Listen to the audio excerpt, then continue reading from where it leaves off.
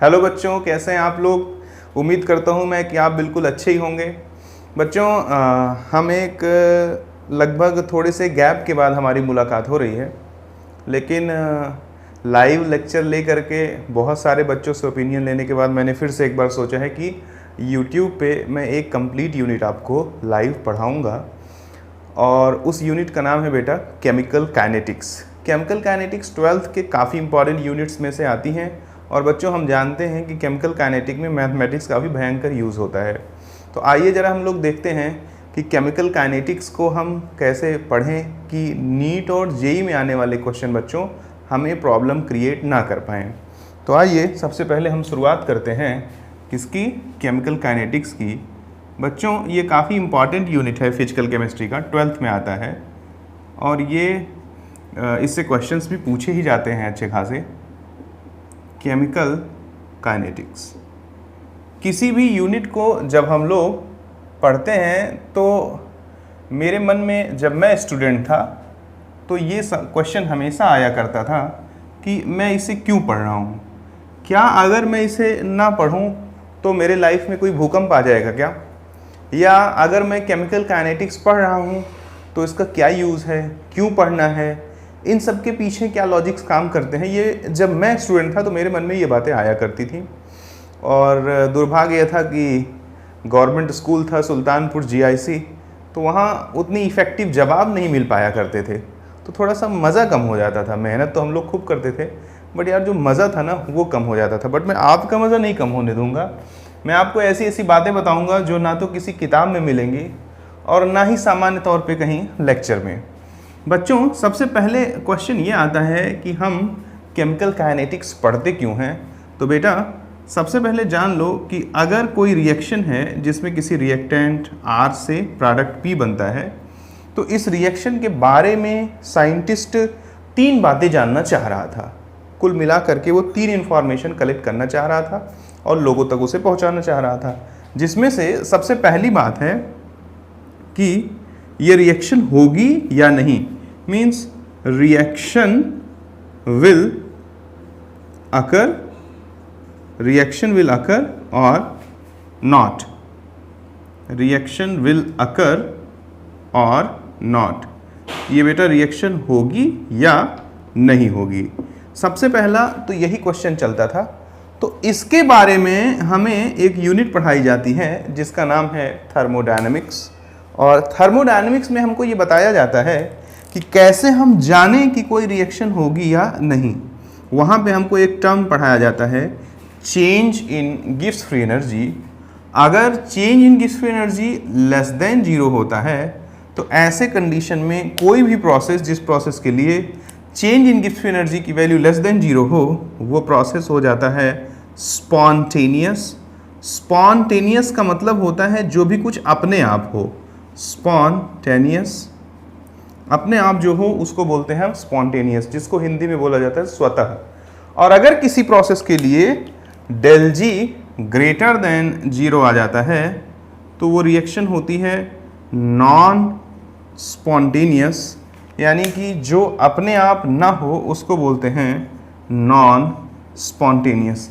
यानी कि कोई रिएक्शन अपने आप होगा या नहीं होगा बेटा, इस बात को कौन बताता है। इस बात को हम केमिस्ट्री में एक यूनिट पढ़ते हैं और उस यूनिट का नाम है थर्मोडायनामिक्स। थर्मोडायनामिक्स ये हमको बताता है। और इंटरेस्टिंग सी बात ये है कि थर्मोडायनामिक्स फिजिक्स में भी है और थर्मोडायनामिक्स केमिस्ट्री में भी है। थर्मोडायनामिक्स में हम पढ़ते हैं इसको और हम change in Gibbs free energy की मदद से जान पाते हैं कि बेटा कोई रिएक्शन होगा या नहीं होगा। फिर किसी रिएक्शन के बारे में दूसरी बात जो साइंटिस्ट जानना चाहता है वो ये जानना चाहता है कि सर अगर कोई रिएक्शन होगा तो कितना होगा, यानी कि wants to know extent of reaction, extent of reaction कि अगर कोई रिएक्शन होगा तो वही किस एक्सटेंट तक होगा। 10% होगा, 20% होगा, 30% होगा, 40% होगा, 100% होगा।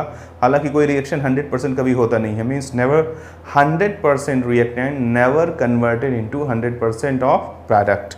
अब जरा देखो बच्चों कि अगर मैं एक्सटेंट ऑफ रिएक्शन की बात करूं तो इसके लिए हम पढ़ते हैं, इसकी इन्फॉर्मेशन हमें मिलती है 11th में एक यूनिट पढ़ी जाती है जिसका नाम है केमिकल इक्विलिब्रियम। वहाँ पे हमको बताया जाता है about the extent of reaction. कैसे, मैं आपको बता देता हूँ। वहाँ पे आपने 3 बातें पढ़ी थी। पहली बात तो पढ़ी थी कि अगर इक्विलिब्रियम कांस्टेंट Kc, इसकी वैल्यू बेटा अगर 10⁻³ से ज़्यादा हो। दूसरा केस था अगर Kc की वैल्यू 10⁻³ से छोटा हो। और तीसरा केस था अगर Kc की वैल्यू 10⁻³ से बच्चों बड़ा हो और 10⁻³ से छोटा हो। तो इन तीनों केसेस से हमें किसी भी रिएक्शन का एक्सटेंट पता लगता है। आइए हम देखते हैं कि कैसे पता लगता है। अगर Kc की वैल्यू ग्रेटर देन 10⁻³ होती है तो हम बोलते हैं कि रिएक्शन इज ऑलमोस्ट कंप्लीटेड। यहाँ बताया जाता है कि रिएक्शन लगभग हो चुका है। Reaction is almost completed. अगर 10⁻³ से छोटा होता है तो हम बोल देते हैं कि reaction is almost not started, यानी लगभग ना के बराबर रिएक्टेंट प्रोडक्ट में कन्वर्ट हुआ है। और तीसरा केस अगर इन दोनों के बीच में हो तो यानी reaction is in moderate condition. Reaction is in moderate condition. What is the meaning of moderate condition? Moderate condition का मतलब है बच्चों कि ना तो मैं ये कह सकता हूं कि रिएक्शन बहुत कम हुई है और ना ही मैं ये कह सकता हूं कि रिएक्शन बहुत ज़्यादा हुई है। रिएक्शन ना तो बहुत कम हुई है ना ही बहुत ज़्यादा हुई है, बीच की स्थिति में है। अब ये तीनों बातें मैं कैसे बोलता हूं, ये बहुत आसानी से मैं आपको समझा सकता हूं। बच्चों अगर मैं इस रिएक्शन के लिए Kc लिखूंगा तो Kc का जो एक्सप्रेशन होता है that is the concentration of product upon concentration of reactant. Means Kc is nothing, it is simply a ratio. अब जरा आप ध्यान दो कि अगर किसी रेशियो की वैल्यू 1000 से ज्यादा है, means any ratio is greater than 10⁻³ ratio की वैल्यू बहुत ज्यादा है। इसका मतलब क्या है कि डिनोमिनेटर बहुत छोटा और न्यूमरेटर बहुत बड़ा है। केवल इसी परिस्थिति में किसी रेशियो की वैल्यू बहुत ज़्यादा होगी जब बेटा डिनोमिनेटर क्या हो जाए, बहुत कम, और न्यूमरेटर क्या हो जाए, बहुत ज़्यादा। अब डिनोमिनेटर बहुत कम होने का मतलब कि रिएक्टेंट बहुत कम बचा हो और न्यूमरेटर बहुत ज़्यादा होने का मतलब है कि प्रोडक्ट बहुत ज़्यादा बन गया हो। तो प्रोडक्ट बहुत ज़्यादा बन जाए और रिएक्टेंट बहुत कम हो जाए, यानी कि reaction is almost 100% done, almost completed. ये देखिए यहाँ पे लिखा है रिएक्शन इज ऑलमोस्ट कंप्लीटेड। दूसरे केस में कहता है कि अगर 10⁻³ से छोटा हो, यानी ये तो बहुत छोटा हो गया। अगर कोई रेशियो बहुत छोटा है तो इसका मतलब क्या है, जरा मैथमेटिकली सोचिए। कोई रेशियो बहुत छोटा बच्चों तभी हो सकता है जब प्रोडक्ट क्या हो, बहुत कम, और रिएक्टेंट क्या हो, बहुत ज़्यादा। अगर प्रोडक्ट बहुत कम है और रिएक्टेंट बहुत ज़्यादा है तो इसका मतलब क्या है, प्रोडक्ट बहुत कम, रिएक्टेंट बहुत ज़्यादा, means almost reaction is not started. यानी कि अगर हुआ भी है तो इतना कम हुआ है कि हम उसको नेग्लेक्ट कर सकते हैं। यानी क्यों? क्योंकि कह रहा है प्रोडक्ट बहुत कम है और रिएक्टेंट बहुत ज़्यादा है, यानी कि no effective amount of reactant is converted into the product. That's why I am saying that in this case when Kc is less than 10⁻³ the reaction is almost not started. अब तीसरा case कहता है कि इससे बड़ा है और इससे छोटा है, तो जान ही रहे हो बीच की स्थिति आएगी, यानी कि ना तो बहुत कम हुआ है और ना ही बहुत ज़्यादा हुआ है। उम्मीद करता हूँ कि आप इतनी बातें समझ पाए होंगे। अब तीसरी बात जो साइंटिस्ट जानना चाहता है वो जानना चाहता है मेरे प्यारे बच्चों रेट ऑफ रिएक्शन के बारे में। और रेट ऑफ रिएक्शन के बारे में इंफॉर्मेशन हमको मिलती है केमिकल काइनेटिक्स में, जो कि आज का हमारा यूनिट है, जिसे हम आज बिल्कुल फ्रेशली, बिल्कुल ताज़ा, बिल्कुल एकदम शुरू से स्टार्ट कर रहे हैं। यानी कि इस यूनिट की ज़रूरत इसलिए लगी क्योंकि लोगों को ज़रूरत लगी किसी रिएक्शन के रेट को जानने की, और किसी रिएक्शन के रेट को अगर जानना चाहते हो तो बिना केमिकल काइनेटिक्स पढ़े तुम्हारा पीछा नहीं छूटना है। एक बार सम अप कर देता हूँ। जान लीजिए कि अगर हमारे पास कोई रिएक्शन है तो हम उस रिएक्शन के बारे में 3 बातें जानना साइंटिफिकली चाहते हैं, जिसमें सबसे पहला बात है बच्चों कि कि रिएक्शन होगा कि नहीं। रिएक्शन होगा कि नहीं इस बात का इंफॉर्मेशन हमको मिलता है थर्मोडायनेमिक्स से। कौन से टर्म से? Change in Gibbs free energy से। अगर change in Gibbs free energy less than 0 हो तो रिएक्शन स्पॉन्टेनियस होती है यानी होगी। अगर ग्रेटर देन 0 हो तो रिएक्शन नॉन स्पॉन्टेनियस होती है यानी कि रिएक्शन आसानी से नहीं होगी। अब दूसरी बात जानना चाहता है एक्सटेंट ऑफ रिएक्शन, कि अगर पहली बात मुझे पता लग गई कि रिएक्शन होगी कि नहीं तो दूसरा क्वेश्चन प्रोड्यूस होगा, अगर होगी तो कितना होगी, 10%, 20%, 30%, वो हम यहां से जान लेंगे।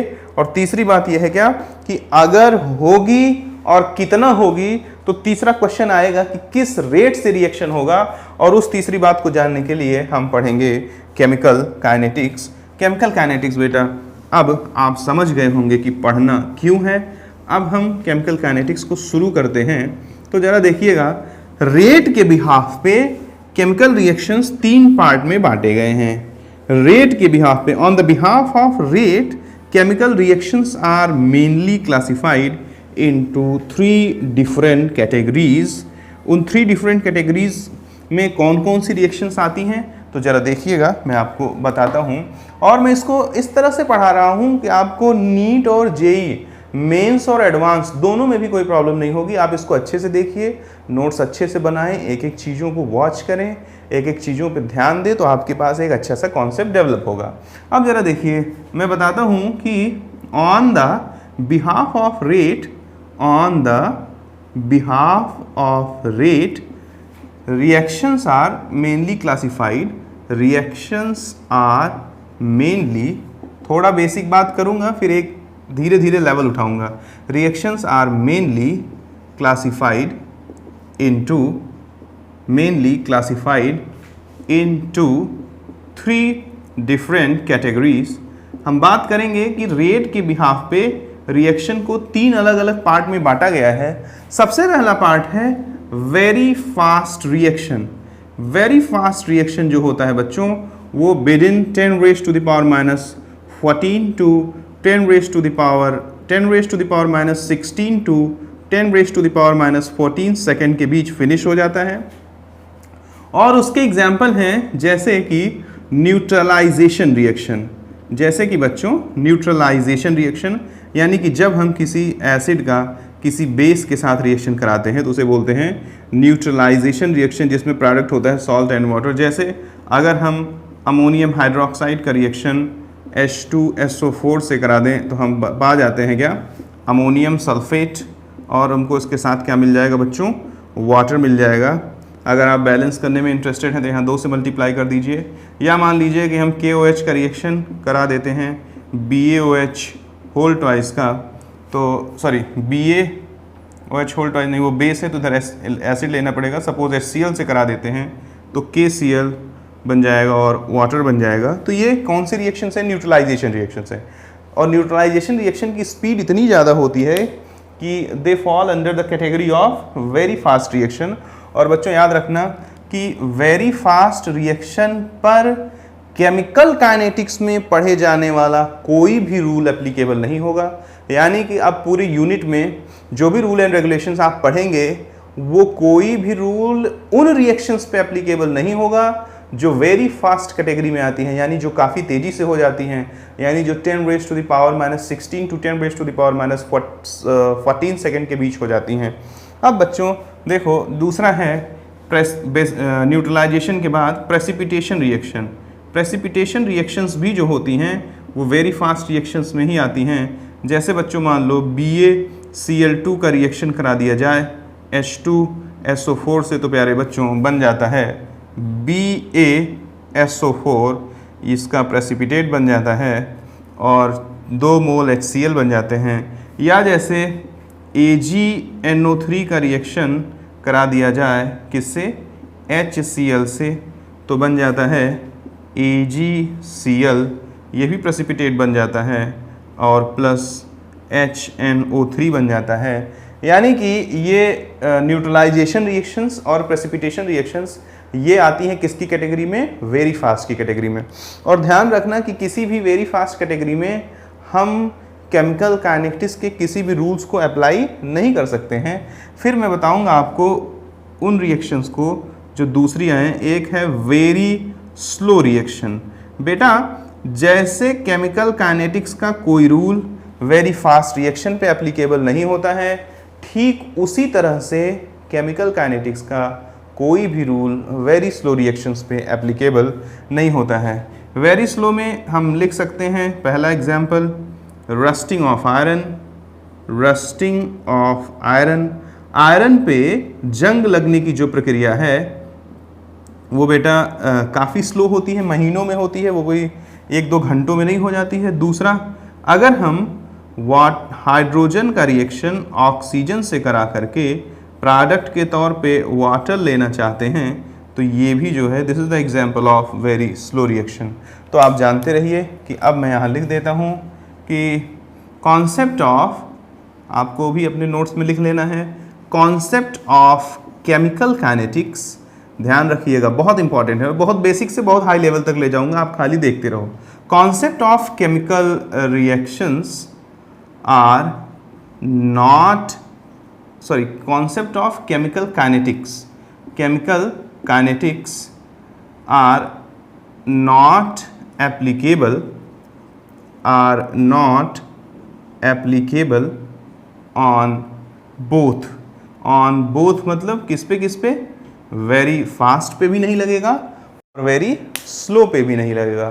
तो बात उठती है कि सर कब लगेगा? तो मॉडरेट रेट रिएक्शंस के लिए लगेगा। हमने बोला था on the behalf of rate reactions are mainly classified into 3 different categories.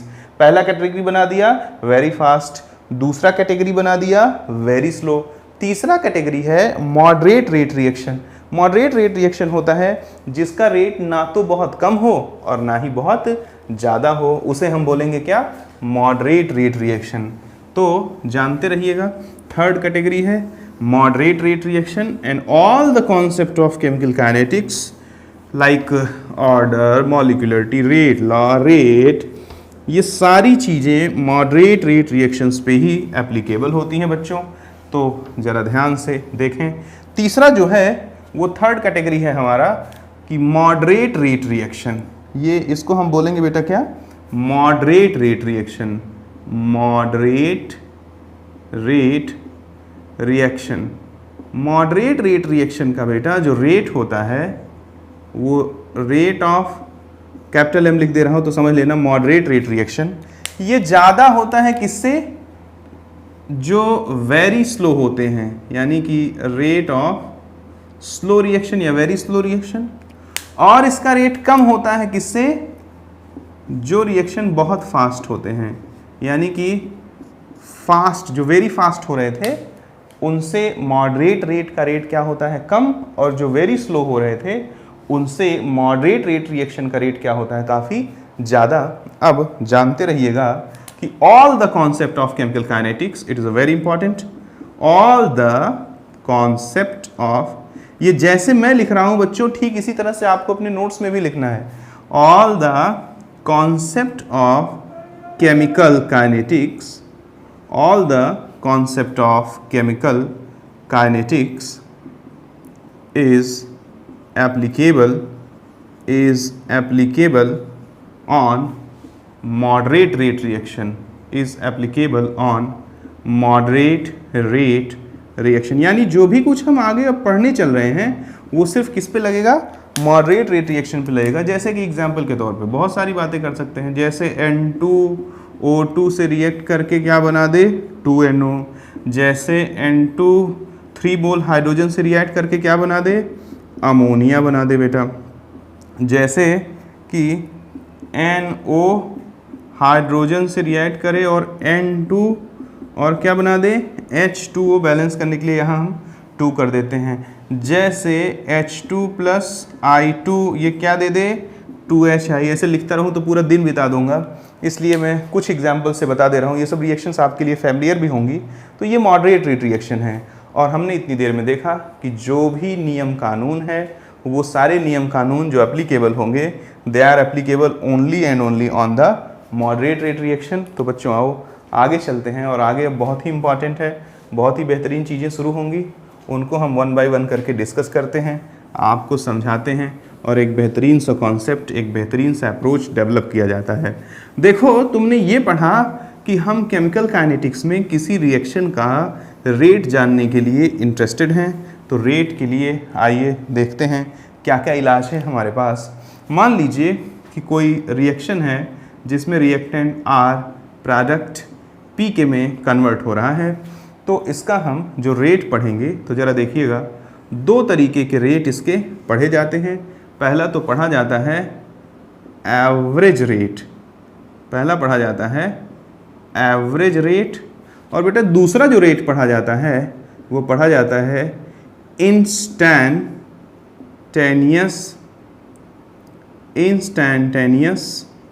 Rate. अब जरा समझना एवरेज रेट और इंस्टैंटेनियस रेट में क्या डिफरेंस होता है। एवरेज रेट का मतलब है जो टाइम डिफरेंस होगा वो काफ़ी ज़्यादा होगा।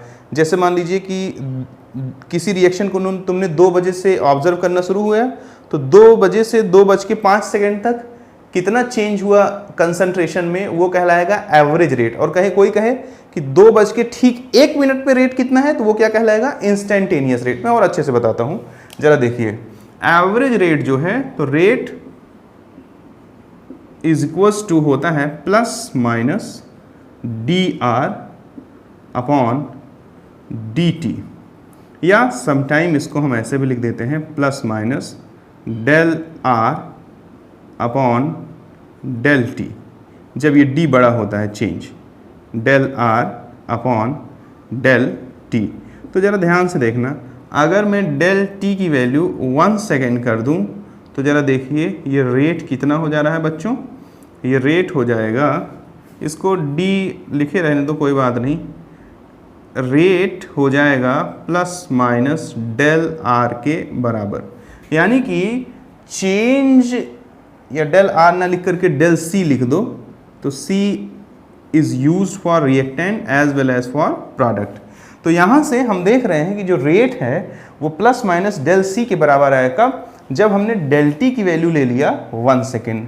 यानी कि अब ये c जो है r भी हो सकता है और ये c p भी हो सकता है। पॉजिटिव और नेगेटिव का मतलब समझ लो। अब जरा देखना, इफ़ c इज़ r, यानी अगर रिएक्टेंट का कंसंट्रेशन ले रहे हैं तो रेट हो जाएगा माइनस del r, और अगर इफ़ c इज़ p, यानी अगर प्रोडक्ट का कंसंट्रेशन ले रहे हैं तो रेट हो जाएगा प्लस del p। उसका कारण है, देखिए अगर समय दोगे तो समय देने से किसी भी रिएक्शन में जो रिएक्टेंट होता है उसका अमाउंट बच्चों क्या होता है, धीरे धीरे कम होता है। लेकिन समय के साथ किसी भी केमिकल रिएक्शन में बच्चों जो प्रोडक्ट होता है उसका अमाउंट धीरे धीरे बढ़ता है। तो माइनस साइन यही बताता है कि रिएक्टेंट समय के रिस्पेक्ट में कम होगा, और पॉजिटिव साइन यही बताता है कि रिएक्टेंट समय के रिस्पेक्ट में क्या होगा बेटा, सॉरी प्रोडक्ट टाइम के रिस्पेक्ट में क्या होगा, ज़्यादा होगा। अब अगर आप डिफाइन करना चाहो तो आप लिख सकते हो कि change in the concentration of product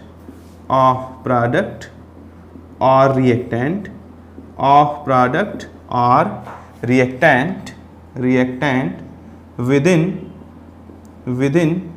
unit time difference. 1 second के अंदर रिएक्टेंट या प्रोडक्ट के कंसंट्रेशन में बच्चों जो चेंज हो रहा है वही क्या कहलाएगा, rate of reaction, I mean average rate of reaction. जब मैं कुछ नहीं कहूँगा तो तुम इसको समझोगे कि रेट ऑफ रिएक्शन अगर मैं बोल रहा हूँ तो इसका मतलब एवरेज रेट ऑफ रिएक्शन की ही मैं बात कर रहा हूँ बच्चों। ठीक है, तो यहाँ से आपको समझ में आया होगा कि change in the concentration of product और change in the concentration of reactant is known as average rate of reaction. यानी कि किसी पर्टिकुलर टाइम डिफरेंस के अंदर जो change in the concentration of reactant है या change in the concentration of product है वही क्या कहलाएगा, एवरेज रेट ऑफ रिएक्शन कहलाएगा। अब जरा इसमें आ जाना, तो इसमें जरा देखना कि इफ़, मैं आपको कई तरीके से बता सकता हूँ। देखो, rate of reaction at any particular instant, किसी पर्टिकुलर इंस्टेंट पे, जैसे 10:10 पे, at any particular instant is called, बहुत अच्छे से क्लियर कर देता हूँ, don't worry, is called rate of reaction.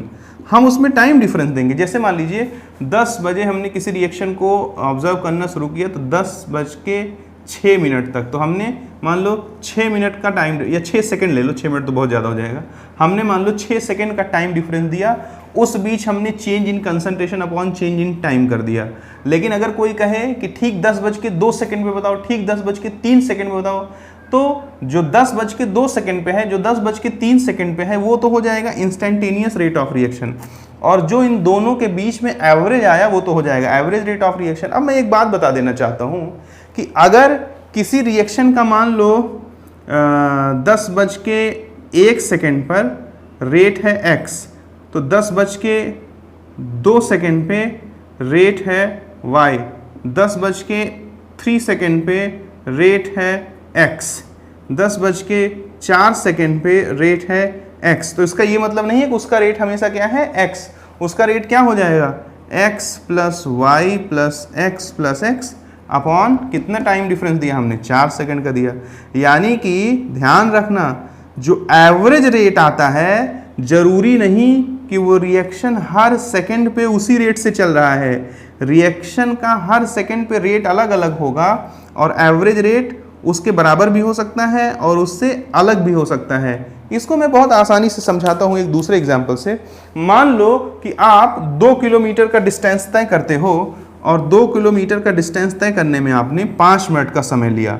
आप जो है अपने घर से चले थे 10:05 पर, और आप 10:07 पे 2 किलोमीटर का डिस्टेंस बच्चों तय कर दिया।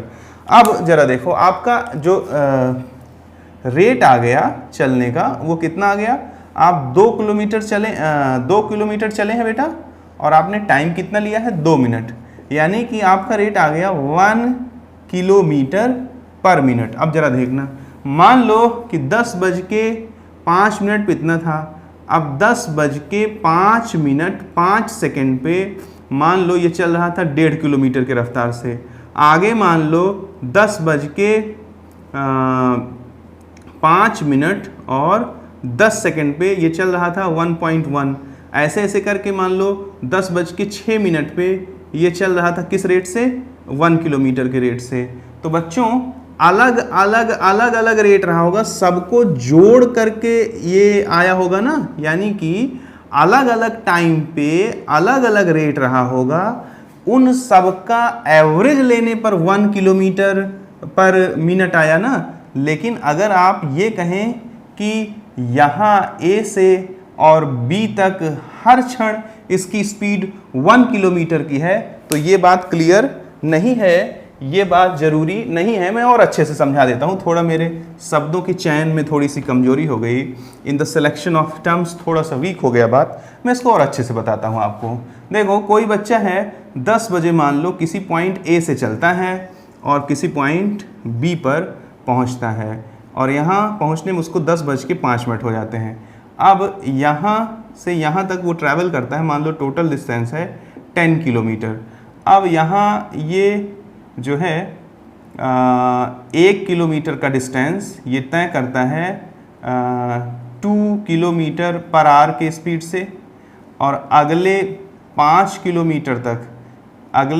किलोमीटर तक ये चलता है 4 किलोमीटर पर आवर की स्पीड से, और बच्चों ये अगले 4 किलोमीटर तक ये चलता है जो है 3 किलोमीटर पर आवर की स्पीड से।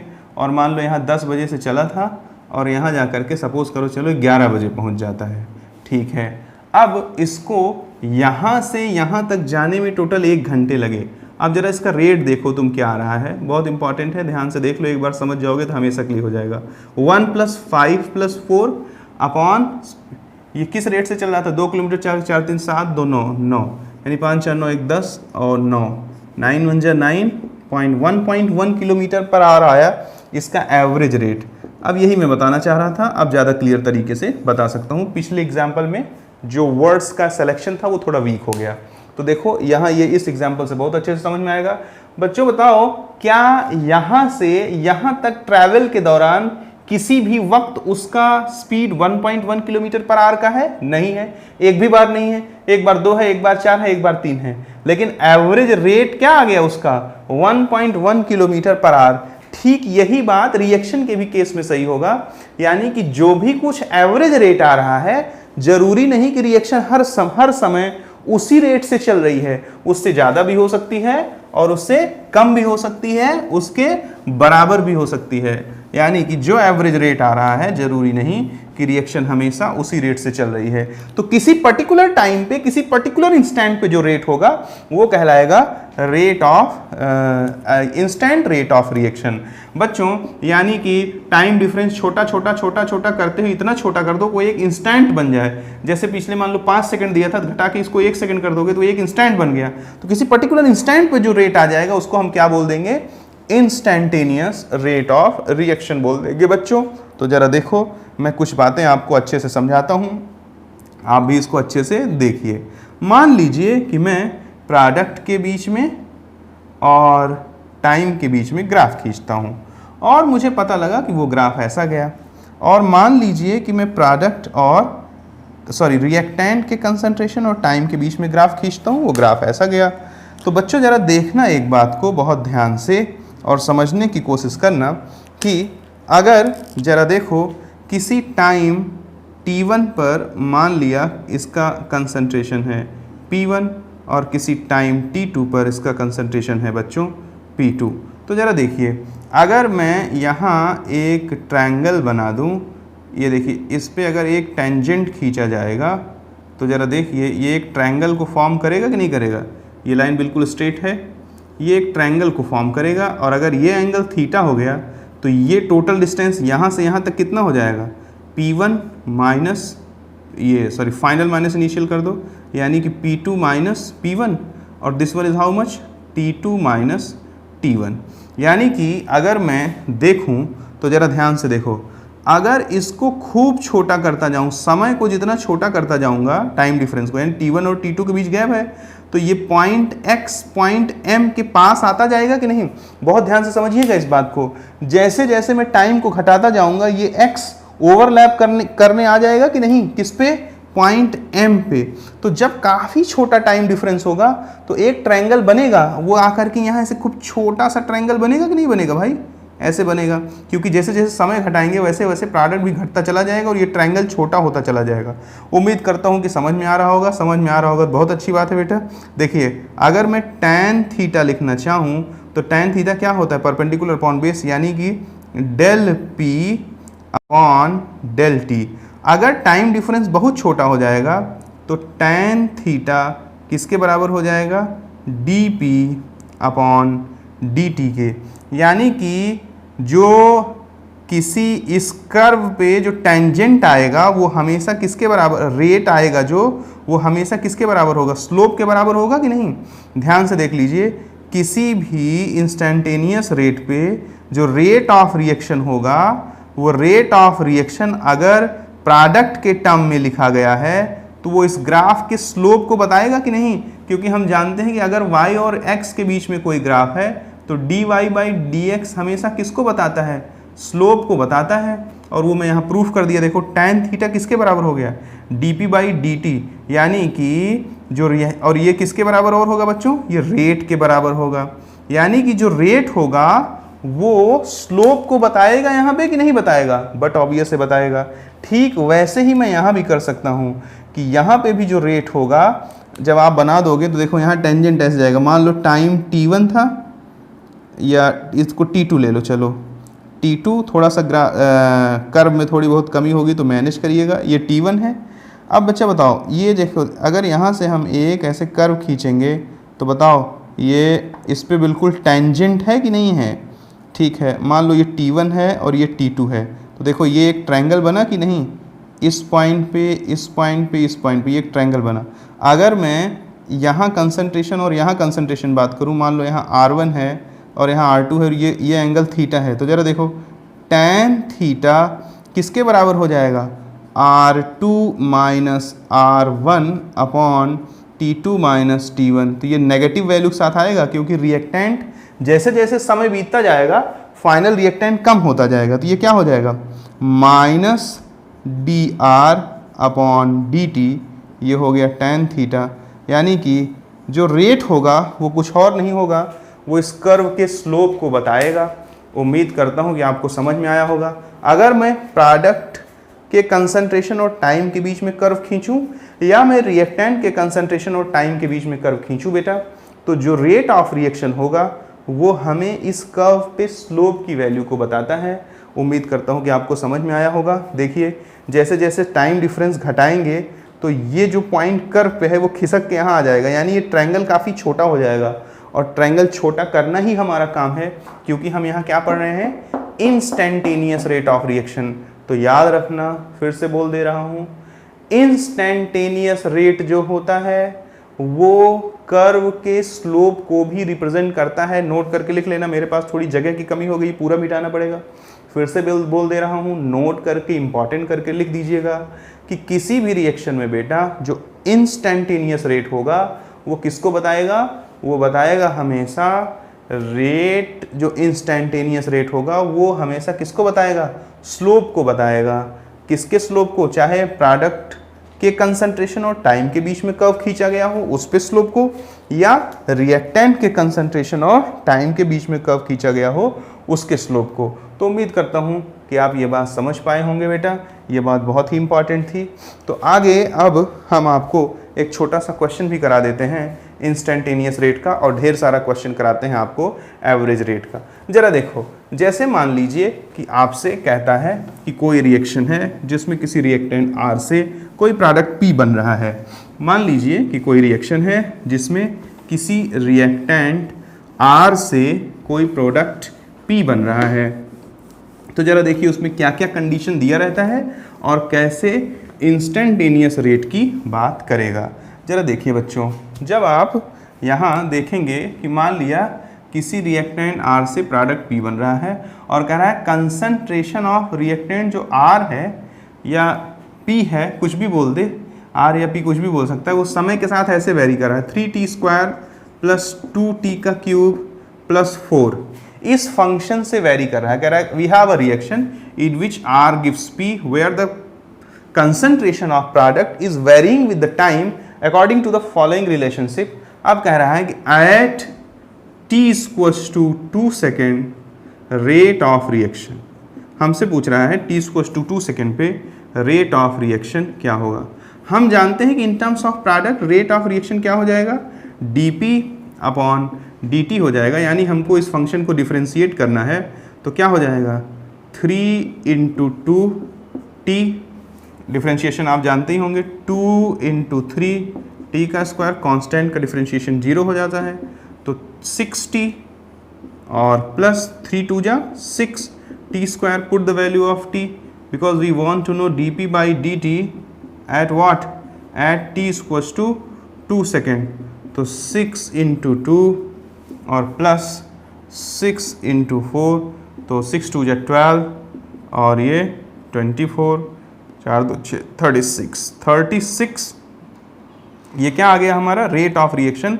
अब रेट ऑफ रिएक्शन की यूनिट क्या लिखोगे, मोलैरिटी पर सेकेंड। कैसे आया ये भी मैं आपको बताता हूँ। ये मैंने जो भी बातें की बच्चों वो इंस्टेंटेनियस रेट ऑफ रिएक्शन के बारे में की। अब हम मेन टॉपिक पे अपने आ जाते हैं जिसको बोलते हैं average rate of reaction. Average rate of reaction बहुत ज़्यादा इंपॉर्टेंट है और इस पे ज़्यादा क्वेश्चन भी पूछे जाते हैं। चलो तो ज़रा हम एक एक करके आपको चीज़ों को बताते हैं। बेटा अगर हम एवरेज रेट की बात करते हैं तो कुछ बातें जान लेना बहुत ज़रूरी हैं।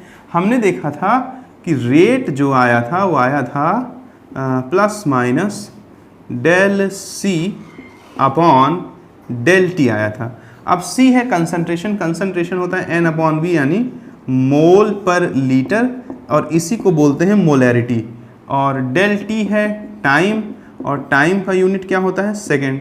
यानी रेट का जो यूनिट है, चाहे मैं लिखूं मोल पर लीटर पर सेकेंड या मैं इसको बोल सकता हूं मोलैरिटी पर सेकेंड, तो इसमें कोई कंफ्यूज होने की बात नहीं है। अब ज़रा आगे देखना, मान लीजिए कि हमारे पास कोई एक रिएक्शन है जिसमें A का A मोल B के B मोल से रिएक्ट करके C का C मोल और D का D मोल बनाता है। It is a very important. Suppose we have a reaction in which A का A मोल रिएक्ट करता है B के B मोल से और C का C मोल और D का D मोल बनाता है। तो देखिए कितने तरीके के टर्म्स यूज होंगे जो हमको तंग करने के लिए आएंगे। सबसे पहला टर्म होगा, देखना कि रेट ऑफ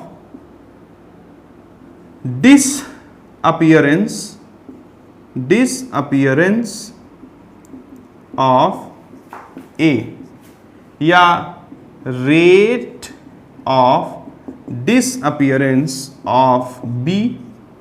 डिसअपीयरेंस यानी गायब होना यानी टूटना, या इसी को ऐसे भी कह सकता है कि रेट ऑफ डिसोसिएशन टूटने का रेट, डिसोसिएशन ऑफ ए, या बोल दे rate of dissociation of B. तो चाहे बोले डिसअपीयरेंस और चाहे बोले डिसोसिएशन, दोनों का मतलब सेम है। तो rate of disappearance of A जब लिखोगे तो लिखोगे minus D A upon D T. Why? Because ये रिएक्टेंट है और रिएक्टेंट के सामने माइनस इसलिए लगाते हैं क्योंकि समय के साथ रिएक्टेंट कम होता जाएगा। यहाँ भी हम क्या लिख देंगे, minus D B by D T. यहाँ हम क्या लिख देंगे, minus D A upon D T, और यहाँ हम क्या लिख देंगे, minus D B upon D T. यानी चाहे बोले rate of disappearance of A तो, और चाहे बोले rate of dissociation of A, दोनों का मतलब सेम है। डिसोसिएशन ऑफ ए दोनों का मतलब सेम है। फिर से सुन लीजिए, चाहे बच्चों बोलता है rate of disappearance of A, चाहे बोले rate of dissociation of A, चाहे बोले rate of disappearance of B, चाहे बोले rate of dissociation of B, दोनों का मतलब सेम है।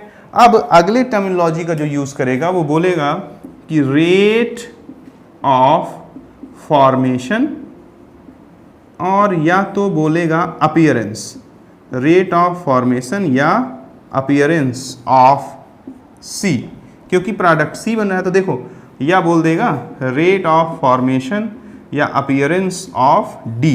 तो बच्चों देखो, प्रोडक्ट के रूप में डी बन रहा है और सी बन रहा है, तो प्रोडक्ट के साइन के सामने हमेशा प्लस लगाएंगे, क्योंकि समय के साथ जो प्रोडक्ट होता है बेटा वो क्या होता है, बढ़ता है। और यहाँ पे क्या लगा देंगे, plus D D upon D T. उम्मीद करता हूँ कि ये टर्मिनोलॉजी आपको अच्छे से समझ में आ रही होगी।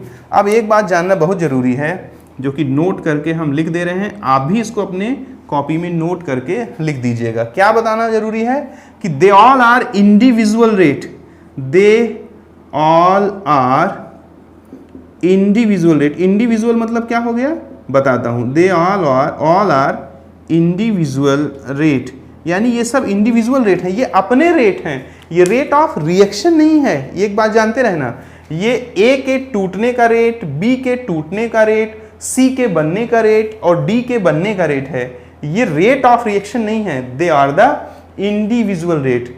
तो हमारे मन में एक क्वेश्चन पैदा होता है कि सर अगर ये सब इंडिविजुअल रेट हैं तो रेट ऑफ रिएक्शन क्या होता है, तो वो मैं आपको समझाता हूं। अगर हम इंडिविजुअल रेट्स में करस्पॉन्डिंग मोलर कोफिशिएंट से डिवाइड कर दें तो जो भी कुछ हमको मिलता है बच्चों वो रेट ऑफ रिएक्शन हमको मिल जाता है। फिर से सुन लीजिए, अगर हम कभी भी इंडिविजुअल रेट में करस्पॉन्डिंग मोलर कोफिशिएंट से डिवाइड कर दें तो जो भी कुछ हमें मिलता है वो रेट ऑफ रिएक्शन होता है। जैसे कि अगर हम यहाँ बोलें रेट ऑफ रिएक्शन, तो रेट ऑफ रिएक्शन जो होगा वो जरा देखिए क्या हो जाएगा, minus D A upon D T. ये इंडिविजुअल रेट था, चलो इंडिविजुअल रेट था सरकार, तो इसमें इसके मोलर कोफिशिएंट से क्या कर दो, डिवाइड कर दो 1/a। अब अगर हम rate of reaction in terms of B लिखना चाहें तो क्या हो जाएगा जरा देखना, रेट ऑफ रिएक्शन, चलो इन टर्म्स ऑफ ए हो गया, ये इन टर्म्स ऑफ ए। अगर कोई कहे कि rate of reaction in terms of B, यानी बी के टर्म में लिखो इन टर्म्स ऑफ बी, तो बी का सबसे पहले इंडिविजुअल रेट लिख देना minus D B upon D T. जब भी कभी इंडिविजुअल रेट को करस्पॉन्डिंग मोलर कोफिशिएंट से डिवाइड किया जाता है तो बच्चों जो भी कुछ मिलता है वो रेट ऑफ रिएक्शन कहलाता है। ठीक है, अब जरा देखो, rate of reaction in terms of C क्या हो जाएगा, सबसे पहले इंडिविजुअल रेट लिख दो plus D C upon D T, उसके बाद इसको इसके करस्पॉन्डिंग मोलर कोफिशिएंट से डिवाइड कर दो। लो भाई मैंने डिवाइड कर दिया। ठीक इसी तरह से rate of reaction in terms of D की अगर बात की जाए तो सबसे पहले क्या करो, इंडिविजुअल रेट लिख दो और इंडिविजुअल रेट लिख करके उसको करस्पॉन्डिंग मोलर कोफिशिएंट से डिवाइड कर दो। तो करस्पॉन्डिंग मोलर कोफिशिएंट से डिवाइड कर दोगे तो जो भी कुछ मिलेगा that is nothing but rate of reaction. अब एक बात बताओ, एक ही रिएक्शन का रेट चाहे हम किसी के भी टर्म में नापें, चाहे ए के टर्म में नापे, चाहे बी के टर्म में नापे, चाहे सी के टर्म में नापे, चाहे डी के टर्म में नापे, अगर एक ही रिएक्शन है तो उसका रेट सेम आएगा। मेरी लंबाई को चाहे मेरे पड़ोसी के यहाँ से जो है मीटर ले आके नापो, चाहे जो है मेरे ज़िले से, चाहे दूसरे ज़िले से, चाहे दूसरे कंट्री से, जब आप इन स्टेप लेकर के मेरी हाइट नापेंगे तो क्योंकि मेरी हाइट चाहे यहाँ ले जाके नापिए, चाहे पाकिस्तान में ले जाके नापिए, चाहे अमेरिका में ले जाके नापिए, चाहे रशिया में ले जाके नापिए, मेरी हाइट सेम होगी क्योंकि हर बार आप मेरी हाइट नाप रहे हैं। ठीक उसी तरह से बच्चों इस रिएक्शन का रेट चाहे ए के टर्म में निकालो, चाहे बी के टर्म में निकालो, चाहे सी के टर्म में निकालो, चाहे डी के टर्म में निकालो, they will always equal to each other. यानी कि हाँ, हम कह सकते हैं कि रेट ऑफ रिएक्शन आपस में अगर हमेशा बराबर होगा तो रेट ऑफ रिएक्शन ये क्या हो जाएगा, तो हम लिख सकते हैं 1 upon A minus D A upon D T is equals to 1 upon B minus D B upon D T is equals to plus 1 upon C D C upon D T is equals to plus 1 upon D D D upon D T. ये सब आपस में बराबर होंगे क्योंकि ये सब हमको एक ही रिएक्शन का रेट दे रहे हैं और एक ही रिएक्शन का बच्चों जो रेट होता है वो हमेशा आपस में बराबर होता है। उम्मीद कर रहा हूँ कि आपको चीज़ें समझ में आ रही होंगी। काफ़ी डेप्थ से मैं आपको लेके चल रहा हूँ। खूब धैर्य से, खूब पेशेंस के साथ जब आप बातों को सुनोगे तो आप बातों को अच्छे से जान और समझ पाओगे। अब मैं इस पर क्वेश्चन लेना शुरू करता हूँ क्योंकि बेटा मेरे पढ़ाने पर मेरे क्वेश्चन ही मेरे स्ट्रेंथ होते हैं और वही क्वेश्चन ही मेरे बच्चों के स्ट्रेंथ होते हैं क्योंकि थियोरेटिकल गाना गाने से कुछ होता नहीं है। थियोरेटिकल गाना गाने के लिए यूट्यूब पे एक दो नहीं कम से कम 1000 लोग चैनल खोल रखे हैं और केमिस्ट्री पढ़ा रहे हैं बच्चों। तो थियोरेटिकल गाना गाने से कुछ भी नहीं होगा। आइए हम लोग कुछ न्यूमेरिकली गाना गाया जाता है। जैसे सबसे पहला क्वेश्चन मैं उठा लेता हूँ। मान लीजिए कि अगर हमारे पास एक रिएक्शन है जिसमें NO रिएक्ट कर रहा है हाइड्रोजन से और रिएक्ट करके N2 बना देता है और बेटा बना देता है N2 के बाद H2O बना देता है। बैलेंस करने के लिए यहाँ 2 से मल्टीप्लाई कर दिया, रिएक्शन आई थिंक बैलेंस हो गई। जी हाँ, बिल्कुल बैलेंस है। अगर बेटा इस रिएक्शन में कहता है कि rate of disappearance of NO is 5 molar per second, then calculate। तब हमसे कह रहा है कैलकुलेट करो। Number 1 rate of reaction, number 2 rate of disappearance of H2, number 3 rate of appearance of N2 और number 4 rate of appearance of H2O। देखिए ज़रा ध्यान से, तो ये चारों पॉइंट कैलकुलेट करना बहुत ही आसान है और मैं इसको बहुत आसानी से आपको कैलकुलेट करके दिखाता हूँ बच्चों। ज़रा देखिए, हमसे सबसे पहले कह रहा है रेट ऑफ रिएक्शन। तो ज़रा देखो, rate of reaction in terms of NO। सबसे पहले हम NO के टर्म में रेट ऑफ रिएक्शन लिखेंगे क्योंकि हमको सिर्फ NO का ही रेट ऑफ डिसअपीयरेंस मालूम है और किसी का नहीं मालूम है। तो जरा देखो क्या हो जाएगा NO के टर्म में, 1/2 माइनस DNO अपॉन DT। अब जरा ध्यान से देखो, ये जो DNO अपॉन DT है ये इंडिविजुअल रेट है कि नहीं? जस्ट पीछे अभी आपको पढ़ाया था, बिल्कुल इंडिविजुअल रेट है। अगर ये इंडिविजुअल रेट है, this is the 1/2 into this is individual rate, that's why we can put the value 5 molar per second which is given in the question। तो यहाँ पे हमने 5 पुट कर दिया तो कितना आ गया, 2.5 मोलर पर सेकेंड। और जैसे ही हमको रेट ऑफ रिएक्शन मिल गया, सब मिल जाएगा। जरा देखो कैसे, rate of reaction in terms of hydrogen. जरा फटाक से बताओ क्या हो जाएगा, माइनस DH2 अपॉन DT। अब रेट ऑफ रिएक्शन कितना आया हमारे पास 2.5। अरे भाई एक ही रेट का रिएक्शन चाहे NO के टर्म में निकाला जाए, चाहे H2 के, चाहे N2 के, चाहे वाटर के, सबके लिए सेम होगा। तो ये हो जाएगा कितना minus DH2 upon DT। This is nothing but rate of dissociation of hydrogen, यानी कि इंडिविजुअल रेट। अब एक बात और देख लेना, जिन भी रिएक्टेंट या प्रोडक्ट का मोलर कोफिशिएंट 1 है, उनका जो होगा रेट ऑफ रिएक्शन वही होगा इंडिविजुअल रेट। क्योंकि अगर हम 1 बाई 1 कर भी देंगे तो इसमें कोई फर्क पड़ने वाला है क्या? तो फिर से सुन लो, जिस भी किसी रिएक्टेंट का, जिस भी किसी प्रोडक्ट का अगर मोलर कोफिशिएंट 1 है तो उसके टर्म में जो होगी उसके खुद के टूटने की रेट वही होगा रेट ऑफ रिएक्शन। यानी कि there is no difference between rate of reaction and individual rate in such cases when molar coefficient either it is reactant or it is product is 1। ठीक है, तो उम्मीद करता हूं कि ये बात आपको समझ में आ गई होगी। ठीक इसी तरह से अगर मैं rate of appearance of nitrogen निकालूं तो मैं rate of reaction in terms of nitrogen मुझे निकालना पड़ेगा। बेटा थोड़ा सा जगह चाहिए, मुझे क्लीन करना पड़ेगा। तो आओ जरा निकाल देते हैं rate of reaction in terms of hydrogen, या हो ही गया। अब हमें चाहिए rate of appearance of nitrogen. तो जरा देखना, रेट, अब ब्रैकेट में लिख दे रहा हूं नाइट्रोजन, तो समझ जाना इन टर्म्स ऑफ नाइट्रोजन क्या हो जाएगा, minus 1/1 DN2 upon DT। Rate of reaction हमको मालूम है, एक ही रेट है, तो चाहे इसके टर्म में निकालूं, चाहे इसके टर्म में निकालूं, चाहे इसके, एक ही रिएक्शन का रेट हमेशा एक ही वैल्यू होगा। तो क्या हो जाएगा, ये 2.5 मोलर पर सेकेंड, ये हो गया minus DN2 upon DT। This is nothing but rate of formation of nitrogen हो गया। अब आगे जरा देख लीजिए बच्चों, अगर हम वाटर की भी बात करें तो वो भी हो जाएगा क्या, ये प्लस लगाओ यहाँ पे क्योंकि प्रोडक्ट है, तो प्लस DH2O अपॉन DT, ये किसके बराबर हो जाएगा, 2.5 के बराबर हो जाएगा। यानी कि जो होगा रेट ऑफ रिएक्शन वही होगा rate of disappearance of hydrogen, rate of formation of nitrogen, rate of formation of water. लेकिन ध्यान रखना, rate of disappearance of NO जो है वो अलग है। क्यों?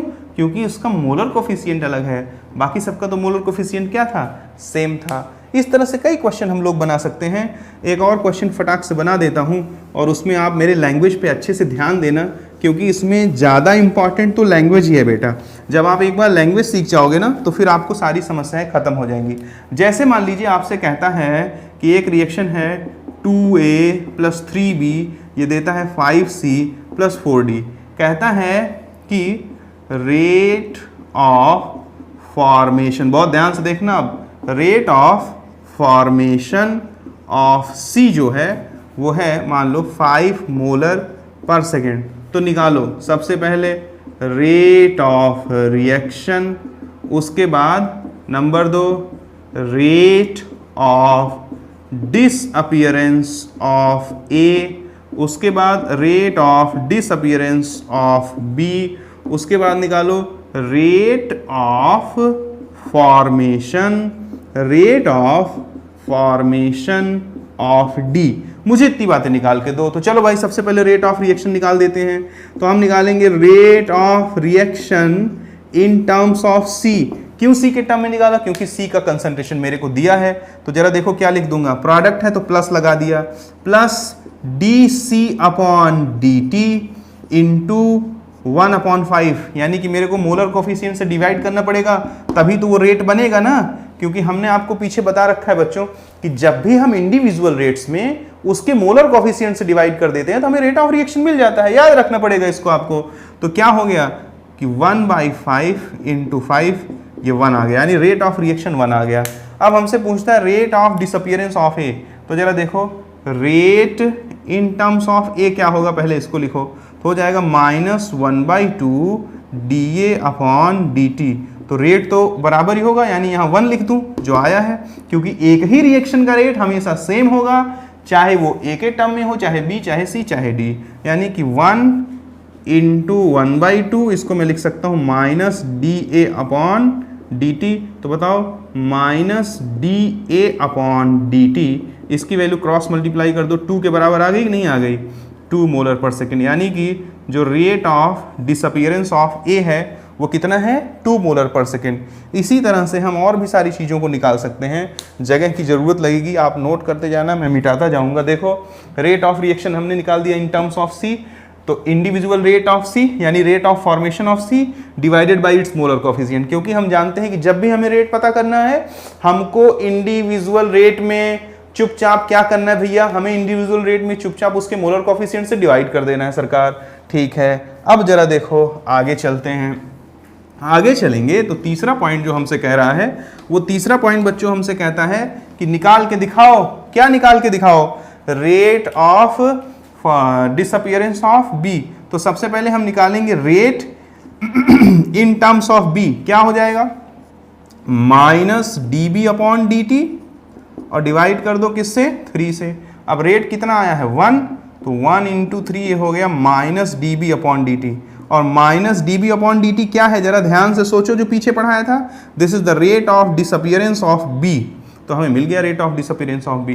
ठीक इसी तरह से अगर हमको rate of formation of D कह रहा है, सबसे पहले rate in terms of D लिखो। क्या लिखोगे 1/4 plus D D upon D T, ये 1 है, क्रॉस मल्टीप्लाई कर दोगे 4, तो plus D D upon D T, ये 4 आ गया। तो जरा बताओ कि plus D D upon D T क्या है बच्चों? Plus D D upon D T की अगर हम बात करें तो plus D D upon D T सरकार क्या है?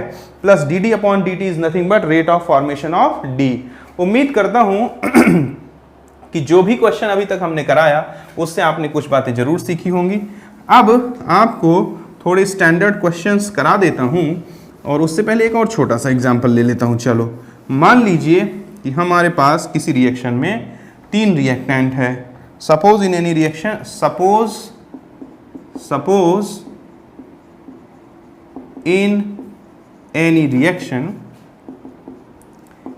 ए, चलो छोड़ो, दूसरी तरह क्वेश्चन बता रहे हैं। सपोज इन एनी रिएक्शन हमको दिया है कि rate is equals to minus D A upon D T 1/3, और दिया है rate minus 1/4 D B upon D T, और हमको कहता है कि रेट प्लस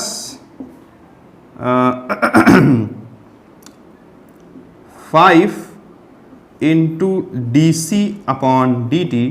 हमसे कहता है डेराइव्ड या डेराइव केमिकल रिएक्शन। क्वेश्चन आप समझ ही गए होंगे, फिर से मैं बता देता हूं।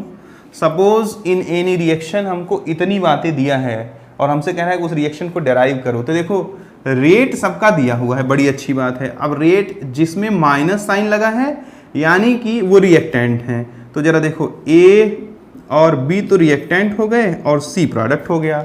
अब हम जानते हैं कि रेट में करस्पॉन्डिंग स्पीसीज के मोलर कोफिशिएंट से डिवाइड किया जाता है, यानी कि यहाँ मोलर कोफिशिएंट है 3 और यहाँ है 4, और यहाँ अगर 5 आ रहा है तो 1/5 होगा, तभी तो 1/1/5 करेंगे तो ऊपर जाके क्या हो जाएगा 5 हो जाएगा। तो ये हो गया केमिकल रिएक्शन। काफ़ी छोटी बातें हैं बट मैं आपको समझा दे रहा हूँ और आपको उम्मीद करता हूँ कि थोड़ा मज़ा भी आएगा बच्चों। ये काफ़ी नॉलेजेबल चीज़ें हैं और इस यूनिट को मैं बहुत डिटेल में जानता भी हूँ। अब कुछ एक अच्छे क्वेश्चंस मैं आपके लिए निकाला हूँ आज, उन अच्छे क्वेश्चंस को भी करा देता हूँ जो थोड़े ट्रिकी हैं, जिनसे थोड़ा दम लगेगा तब जा करके सॉल्व होंगे, ऐसे टाइम पास से वो सॉल्व नहीं होंगे। तो उन अच्छे क्वेश्चंस की अगर मैं बात कर लूँ बेटा, तो जैसे मान लीजिए कि सपोज़ करिए कि एक क्वेश्चन बड़ा प्यारा लगता है मुझे, आप देखें। जैसे कहता है हमसे कि हमारे पास एक रिएक्शन है XA gives YB। For this reaction given है log minus DA upon DT is equals to log DB upon DT plus 0.3 दिया हुआ है, और हमसे कहता है कि x is to y will be, x is to y की वैल्यू कितनी होगी। चलो बेटा जरा हम इस क्वेश्चन को अच्छे से सॉल्व करने का प्रयास करते हैं। काफ़ी बढ़िया क्वेश्चन है, जरा देखिए बच्चों। अगर हम रेट लिखेंगे तो रेट इन टर्म्स ऑफ ए क्या हो जाएगा 1/x minus DA upon DT हो जाएगा, और rate in terms of b क्या हो जाएगा बेटा, हो जाएगा 1/y प्लस dB/dt हो जाएगा सरकार। अब जरा देखिए, ये इक्वेशन नंबर 1 और इक्वेशन नंबर 2 ये दो के दोनों एक ही रिएक्शन के तो रेट को रिप्रेजेंट कर रहे हैं, और हमने पीछे बात कर रखा है कि किसी एक ही रिएक्शन का जो रेट होगा बेटा वो हमेशा सेम होगा। तो इक्वेशन नंबर 1 और 2 आपस में एक दूसरे के बराबर होंगे, यानी कि -1/x dA/dt ये बराबर होगा किसके, 1/y dB/dt के, या मैं लिख सकता हूँ -dA/dt। इसके जगह मैं रिप्लेस कर सकता हूँ, इसको क्रॉस मल्टीप्लाई कर दो, x/y dB/dt। इसको इक्वेशन नंबर 3 मान दिया। अब जरा देखिए दिया क्या है, हमको दिया है log -dA/dt। अगर हम इसको, और यहाँ क्या दिया है, is equals to log dB/dt। अब यहीं से बच्चा गलती करेगा जरा, अगर उसको नॉलेज नहीं है मैथमेटिक्स की तो 0.3 log 2 की वैल्यू 0.3 होती है, तो 0.3 की जगह मैं log 2 ले सकता हूँ। तो यहाँ से क्या हो गया, log -dA/dt ये बराबर हो जाएगा किसके बेटा, ये बराबर हो जाएगा log m प्लस n। किसके बराबर होता है, log m इंटू n के, यानी log dB/dt into 2। This is the property of log, जानते रहिएगा। log m plus log n जो होता है वो बराबर होता है किसके, log m इंटू n के। अब यहाँ से जरा देखो, अगर कभी भी log x बराबर log y है तो log से log काट मत देना बेवकूफ़ों, ऐसा नहीं होता बच्चों। अगर कहीं भी log x बराबर log y है तो ये तभी पॉसिबल है जब x इक्वल्स टू y हो जाए। तो यहाँ से जरा देखिए, हम आगे लिख सकते हैं बच्चों, क्या लिख सकते हैं कि अगर log -dA/dt equals to log dB/dt into 2 है, means -dA/dt equals to 2 into dB/dt। इसको मैं अगर इक्वेशन नंबर 4 मान दूँ तो from 3 and 4 it is clear that x/y is equals to 2:1। तो x/y का हमें, या x:1 का हमें आंसर मिल गया। This is nothing but 2:1। बहुत ही इंपॉर्टेंट है, ये काफ़ी जानकारी की चीज़ है। मैं आपको थोड़ा सा टाइम दे देता हूँ 2-4 सेकंड का, पूरा आप देख लीजिए। पूरा आप जब देखेंगे तो चीज़ें समझ में आएंगी। फिर से एक्सप्लेन भी कर देता हूँ। एक रिएक्शन है x से, ये देता है y_b, इसके लिए दिया हुआ है, गिवन है। गिवन क्या है कि log -dA/dt is equals to log dB/dt plus 0.3। बच्चों कहता है कि अगर x/y कितना होगा, तो हमने बोला कि rate in terms of a क्या हो जाएगा, -dA/dt/x। Rate in terms of b क्या हो जाएगा, प्लस dB/dt/y।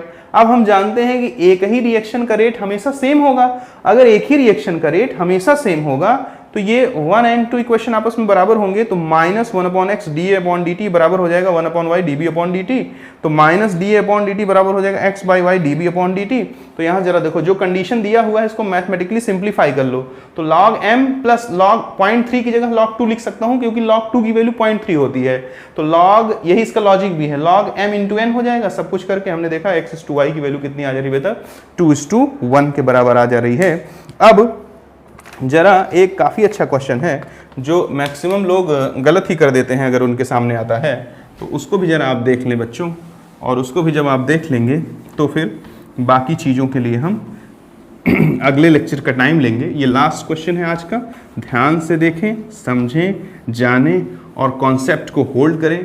किसी भी तरह का अगर